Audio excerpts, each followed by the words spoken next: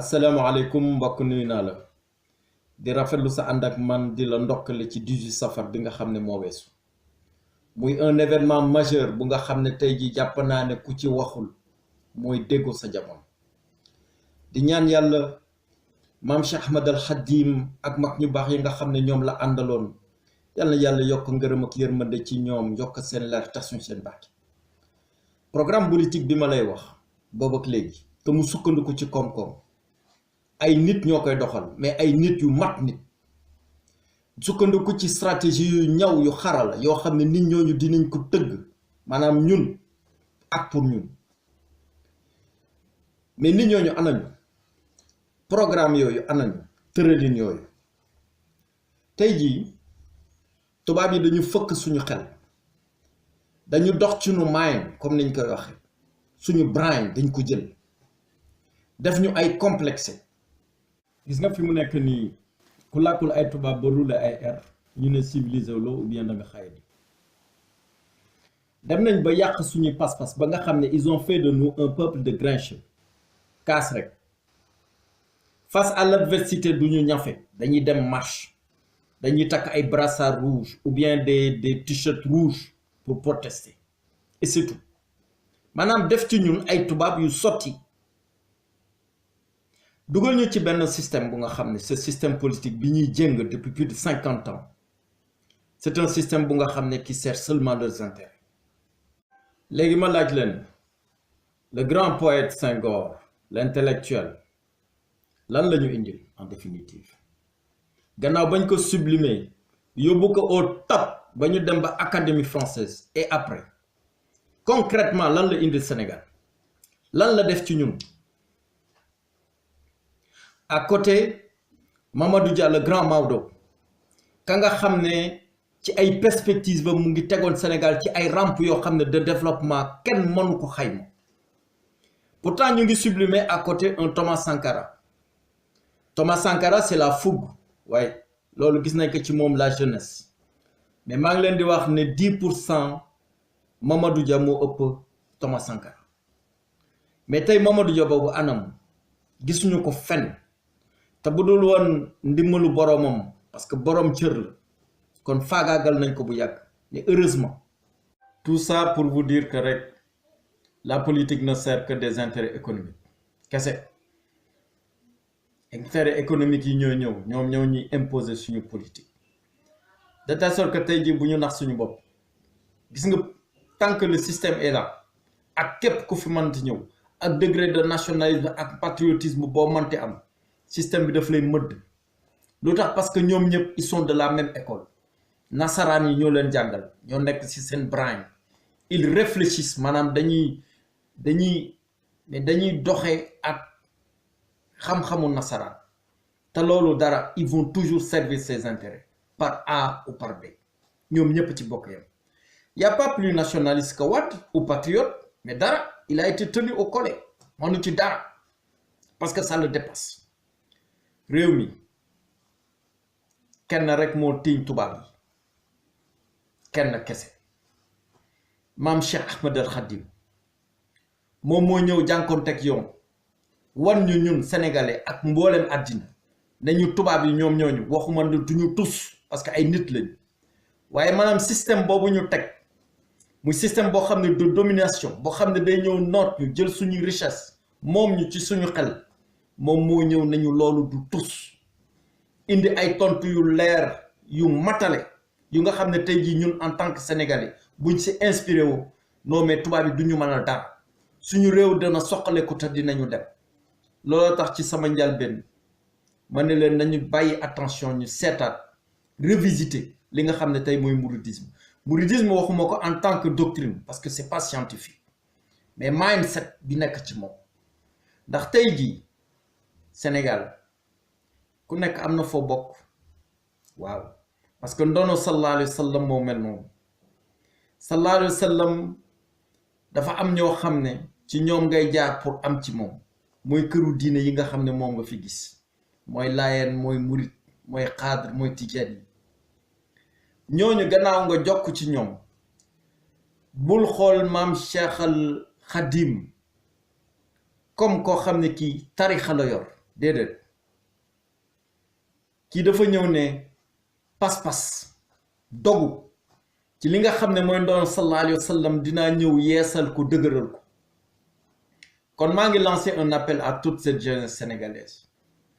doonal tijaan doonal xaadir doonal murit doonal sax waa jàngu bi mais demal nga inspiré wu ci mindset bi nga xam ne moom la fi maam Cheikh Khadim bàyyi nga doxal ko nga set waaw ca dogu ga ca pas-pas ba ca gëm sa bopp ba ca gëm li nga xam ne moom mooy der bu ñuul identité gëm boppam bàyyi boppam ak yàlla xam ne tout est possible waaw ndax tey jii ma jox la benn exemple xoolal depuis 1850 bi nga xam ne comptoir français yi ñu ngi nekk ci seen digg ndënd waaw ñëw comptoir bu mag bi nekkoon à partir du Sénégal toute la côte ñu jël ko 1850 ñu demoon ba gis une grande bourgeoisie sénégalaise bu jóg de grands commerçants yu nga xam ne ñoom ñooñu da wax les traitants te ñu ànd ak les français maanaam di fournir les comptoirs en denrées dem ba ci dans l'arachide dem dans la grande distribution ñooñu ils ont été pionniers dans ça et même dans l'Afrique de l'Ouest bi ñu demee ba nga xam ne seen doole taxaw na toujours rek pour revenir au même cas